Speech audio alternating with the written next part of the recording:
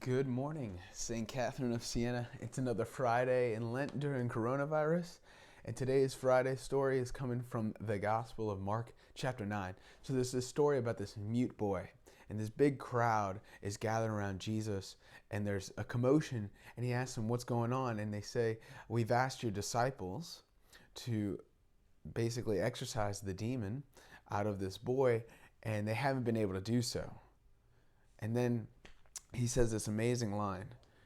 It's similar to what we talked about on the Annunciation on Wednesday. He says, "All things are possible to him who believes." And then Jesus goes ahead and he heals the boy. And at the very end of the story, the disciples are like, "Why couldn't we have healed him? Why couldn't we have done something to set him free?" And he says this kind cannot be driven out by anything but prayer and fasting. Today, Archbishop Amen, who has tested positive for the coronavirus, has asked for the entire Archdiocese to pray and to fast in some way. See, some things are so powerful that the only thing that can be driven out, or the only thing that will drive it out, is prayer and fasting, from the words of Jesus in Mark 9. And so today, you and I, we unite as a church, as a family of the Archdiocese of New Orleans, and we pray in some way a little extra.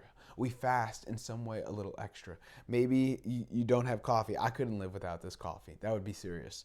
But maybe you can give up social media. Maybe you can give up, obviously you're going to give up meat. Maybe you can give up all protein today.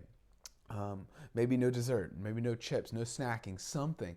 Fast in some way, because if all of the Archdiocese of New Orleans is fasting in some way and united and trying to attack this thing spiritually, what amazing things our God can do, because all things are possible to him who believes.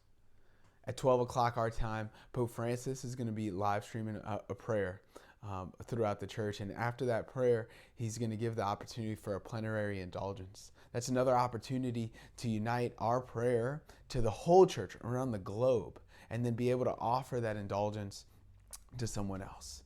I ask in some way that you pray and fast today, that you pray and fast, and so that we can get rid of this thing and keep living our lives.